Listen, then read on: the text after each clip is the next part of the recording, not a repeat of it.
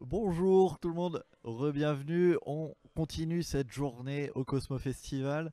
On a pu terminer les spin meetings tranquillement. Vous avez pu avoir les résultats grâce à Crimson Freak du jeu de piste qu'il avait organisé. Donc encore GG au grand gagnant évidemment.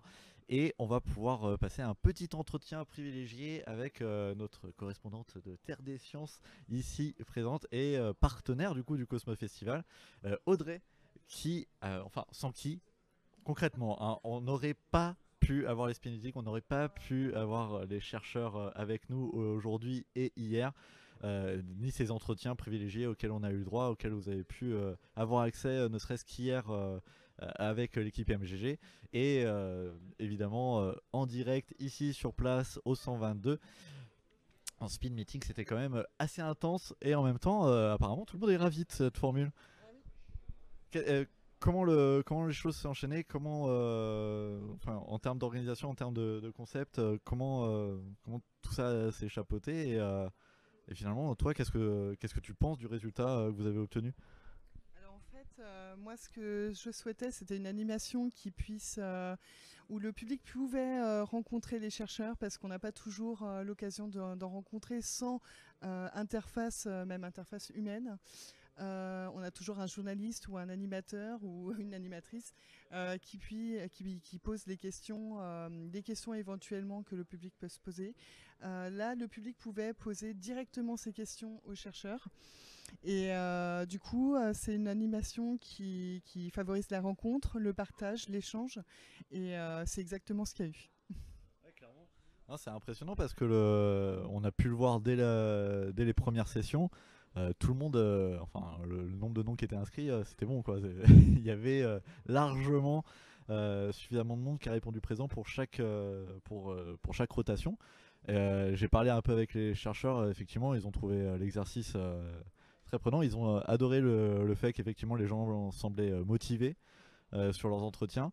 Pour moi, ça conforte effectivement l'idée que ce type d'exercice a complètement lieu de se faire. Ça crée vraiment des passerelles très intéressantes entre un grand public qui n'est pas forcément averti de tout ce qui se passe en termes de recherche aujourd'hui et qui pourtant quand même des affinités avec ces champs de recherche.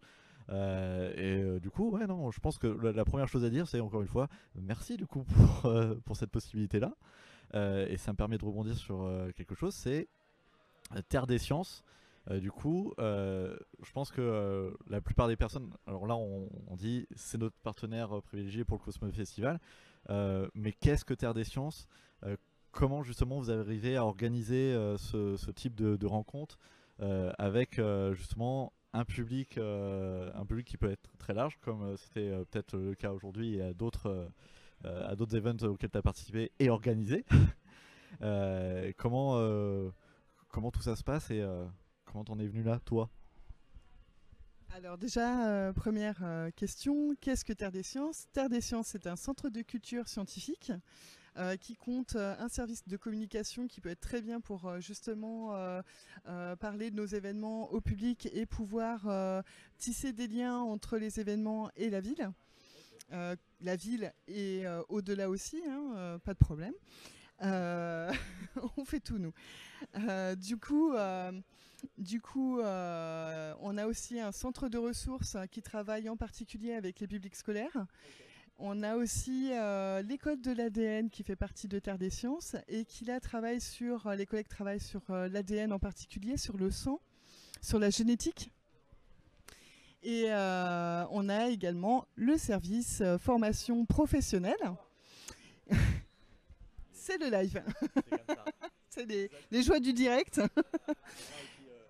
puis sur Twitch, c'est vraiment comme ça. C'est à la bonne franquette, on fait les choses. Eh ben c'est très bien, c'est ce qu'on fait depuis hier, de toute façon, la bonne franquette. C'est tout à fait ça. Voilà. Donc du coup, effectivement, donc on a aussi le service de formation professionnelle qui s'attarde sur les métiers du végétal, qui les présente aux établissements scolaires aussi et facultés. Et pour la valorisation justement de tous ces métiers qu'on ne connaît pas forcément. Et vous avez aussi donc l'événementiel dont je m'occupe. L'événementiel, alors pour le coup, moi je m'occupe de la Nuit européenne des chercheurs, des cycles de conférences, des cycles d'animation, tout type de format et des formats plutôt innovants parce que maintenant c'est ça que les gens recherchent, c'est quelque chose d'innovant, pas forcément une conférence très très longue qu'on ne comprend pas toujours, qui ne soit pas toujours accessible et c'est là-dessus aussi que c'est notre cœur de métier de tout vulgariser en fait. La vulgarisation scientifique pour nous c'est notre cœur de métier, l'animation c'est notre cœur de métier également.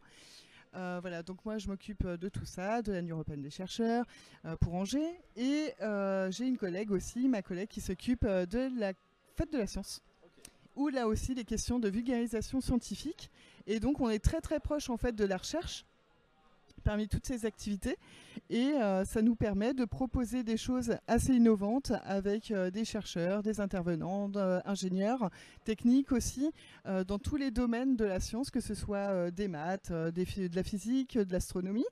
Que ce soit aussi des sciences humaines, l'histoire, etc. Donc c'est vraiment tout un panel de disciplines qu'on retrouve en fait dans la vie tous les jours et dont on se pose des questions dessus. Après, c'est vrai qu'il y a des disciplines qu'on essaye de rendre un peu funky, un peu sexy, parce que au collège, on se souvient des maths. Moi, je me souviens des maths. En tous les cas, j'étais littéraire. Voilà. Et les maths, c'était pas mon fort, la physique non plus. Et en fait, là, justement, fin avril, j'ai fait un cycle de maths. J'ai créé un cycle de maths avec des chercheurs en mathématiques de l'université d'Angers. Et en fait, on a maths et poker, maths et musique. Voilà, donc vraiment des choses dont on peut être rebuté, des disciplines dont on peut être rebuté, mais finalement qu'on arrive à rendre sexy.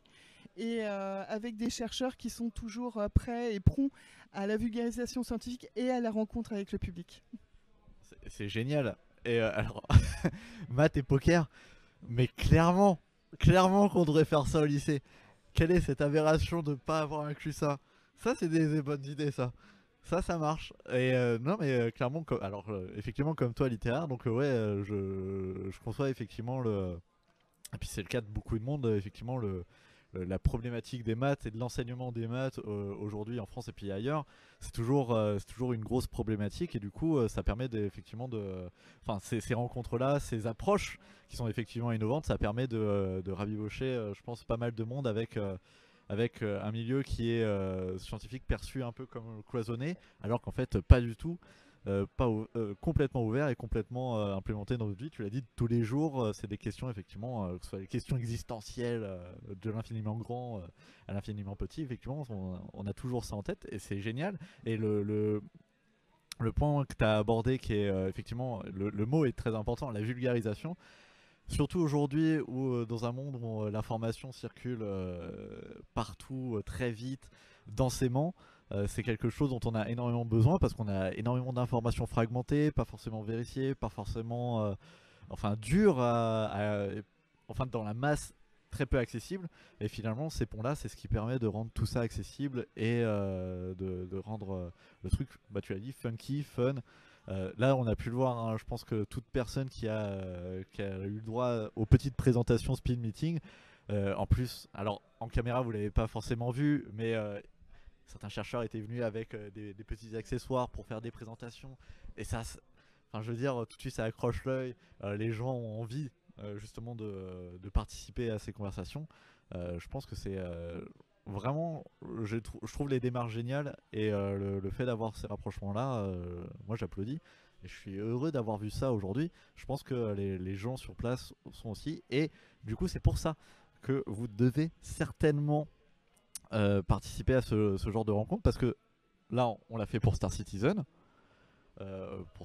Pour l'espace, on a effectivement Kalec a trouvé vraiment le bon créneau pour rapprocher les deux dimensions, vraiment le réel, le concret et l'imaginaire. Mais du coup, il y a d'autres types je vais pas dire conventions, mais vraiment de festivals, d'entretiens, de rencontres que vous organisez avec Terre des Sciences. Quel est je sais pas, les prochains que vous allez organiser? Est-ce qu'il y a d'autres justement créneaux pour justement comment dire, ce type de rencontre avec des chercheurs en astrophysique, planétologues et autres? Est-ce que dans les prochaines séances on aura le droit à ça, que ce soit autour d'Angers, plus globalement? Qu'est-ce que tu as dans ta besace, Audrey? Alors, je vais peut-être pas tout dire, mais il y a des choses qui sont en cours encore. Mais dans ce que je peux dire, c'est que chaque année, en fait, je crée un cycle avec des partenaires, je crée un cycle de conférences en astronomie. Donc les unes les plus parvenues que les autres, les plus intéressantes les unes que les autres. Récemment, on a fini le cycle 2022 par la station Concordia, une belle visite de la station Concordia. Alors nous, on n'est pas allé en Antarctique, mais c'est l'Antarctique qui est venu à nous, avec Armand Patoir qui est responsable technique de la station. Donc c'était magnifique, des photos, mais c'était vraiment l'évasion. Et puis on a pu voir aussi ce qu'il était capable de faire et quels étaient les moyens aussi pour l'équipe technique de mettre en œuvre pour le bien-être justement des scientifiques qui travaillent là-bas et de leur permettre d'avancer sans se préoccuper du quotidien, de quoi que ce soit. Et c'est vrai que ça donnait lieu à une très très belle conférence. Peut-être resituer Concordia Alors Concordia, en fait, c'est une station scientifique qui se trouve basée en Antarctique. Donc il y a vraiment de la biologie animale, de l'astronomie, puisque en Antarctique, le ciel est pur, sans pollution aucune. Et surtout, il y a, je crois, 6 mois et 6 mois, si je ne me trompe pas, 6 mois de jour et 6 mois de nuit. Donc du coup, ça fait pas mal de temps de disponible pour les astronomes d'étudier le ciel la nuit sans pollution. Voilà. Donc c'est le créneau. Ok. Vraiment, on parle vraiment d'un événement du coup qui est vraiment. Ah, je suis en train de perdre mes mots. Je pense que c'est le micro qui m'a perdu. Non, clairement, un événement du coup pour tout astronome amateur, du coup, ça pourrait intéresser énormément. Et au-delà de ça, du coup, alors Concordia, mais du coup, où les gens pourraient accéder justement à cet événement-là? Alors soit ils viennent directement, en fait, ils vont sur Terre des Sciences, www.terredesciences.fr. Voilà. Voilà, on va mettre les liens. Et puis où tous les événements sont notés. Et donc c'est un cycle de conférences avec plusieurs conférences à l'intérieur par an. En général, c'est en début d'année qu'on le fait. Donc là, il faut venir à l'ESEO, donc l'école d'ingénieurs d'Angers. Mais sinon, elle est retransmise aussi, donc ça peut être intéressant pour ceux qui ne sont pas d'Angers. Retransmis aussi sur la chaîne ESEO Curiosity sur YouTube. Donc voilà, et vous pouvez d'ailleurs retrouver cette conférence notamment de la station Concordia sur ESEO, chaîne ESEO Curiosity. Voilà, donc on est en train de vous le trouver. Ouais. Et voilà. Et après, tu m'avais dit effectivement quels événements à venir. Alors, l'événement à venir, c'est pas forcément sur l'astronomie, mais c'est une exposition qu'on est en train de monter sur l'agroalimentaire, donc rien à voir avec l'astronomie, mais c'est une exposition connectée avec un parcours connecté, avec un bracelet et de la RGPD. Donc tout le long de ce parcours de 5 espaces, donc de la transformation, la distribution, la consommation, voilà, tout ce qui a trait à l'agroalimentaire. Et on plonge en fait dans un univers complètement cybernétique. Et puisqu'on est connecté de toute façon. Et puis le pitch aussi, il est assez barré parce que c'est de la science-fiction, puisque l'exposition a été scénarisée par des auteurs de science-fiction. Voilà, donc on est très content. Et du coup, pourquoi la science-fiction? Simplement parce que le thème, c'est sur l'agroalimentaire, certes, mais c'est sur l'alimentation du futur.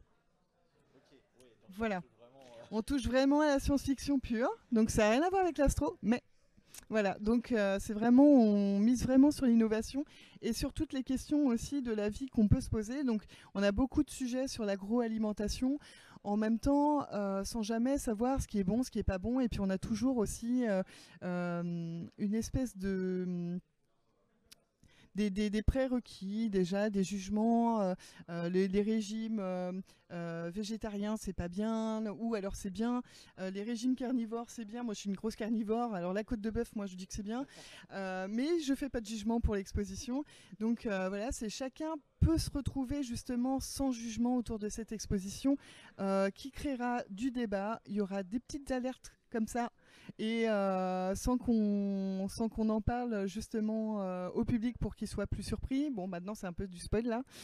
Mais du coup, mais c'est ça. Mais du coup, ça permet aussi de faire une grosse programmation aussi autour de l'exposition, avec des dégustations de produits végétaux, des choses comme ça, des classes du goût. Là, vous pouvez goûter aussi les yeux bandés, parce que si vous supprimez tel ou tel sens humain, en fait, vous ne ressentez pas du tout la même chose. Voilà, donc c'est beaucoup de choses autour de la science-fiction et autour de l'alimentation à travers des sujets d'économie, économie, sociologie, nutrition, santé, etc. Bon.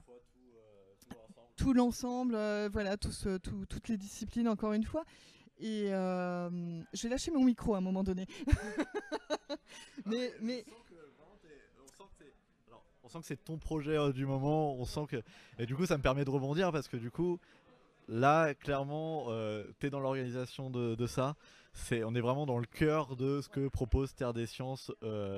Vraiment, mais du coup, on sent que c'est porté avec passion. Et je pense que c'est le principal parce que c'est vraiment, et on le voit dans le Cosmo Festival, c'est ce qui regroupe vraiment les gens. Faut vraiment avoir une appétence pour ça. Aimer proposer ce type de rencontres, innover là-dedans parce que c'est ce que tu recherches à chaque fois. C'est innover dans les contenus, dans les formes que ça propose. Et t'as déjà fait un JDR. Eh ben... Mais JDR de quoi? C'est un JDR que j'avais proposé où j'étais en partenariat en fait avec des chercheurs du laboratoire BIOS de l'UCO à Angers. Hop, je me rapproche. Alors, on aime bien se rapprocher à Papaye. C'est ça. Donc du coup, je sais plus où j'en étais. Donc le JDR, en fait, un JDR, comme ça c'est mieux. Distance sociale, non, il n'y a pas. Donc du coup un JDR où moi je raconte une histoire fictive avec des Atlantes et en fait à l'intérieur les partenaires chercheurs avec qui je travaille notamment sur l'impact du plastique sur les environnements marins en fait injectent des démarches scientifiques réelles qu'on fait avec le public. Voilà ce qu'on propose aussi. Donc oui, toujours de l'innovation pour être au plus près en fait des publics, pour être au plus près aussi de la recherche et pouvoir aussi que ces deux mondes-là puissent se rencontrer directement et échanger et partager encore notre cœur de métier et tout ça sous la vulgarisation scientifique. Eh ben écoute, approuvé, on a pu le voir ici au Cosmo, c'était vraiment une grosse plus-value. Et je pense que nous-mêmes, ça nous incite à tendre vers ça. Les ouvertures comme ça, c'est du privilège. On espère que vous avez apprécié du coup l'ensemble du contenu qui a été proposé autour de ça, de ces échanges autour des sciences. Ça a permis de décomplexer pas mal de choses, je pense, pour les gens qui étaient sur place et pour ceux qui ont participé à la retransmission à laquelle qu'on a pu vous concocter hier avec MGG. C'était vraiment, moi j'ai adoré ces discussions et j'espère qu'on en aura le droit à l'avenir. Ce sera avec grand plaisir en tout cas de notre côté. Bah écoute, génial. Un dernier mot, est-ce que toi, le Cosmo, ça t'a plu? Est-ce que t'as aimé participer à cette aventure du coup qu'on a préparé, ça fait presque 2 ans qu'on attendait ça. Alors moi j'ai beaucoup aimé justement cette réunion de communauté finalement entre la recherche, ce que tu disais en fait au tout début, entre cet univers un peu fictif mais qui finalement rencontre l'univers, si je puis dire, réel, avec des problématiques peut-être pas communes, mais en tout cas qui nous rejoint.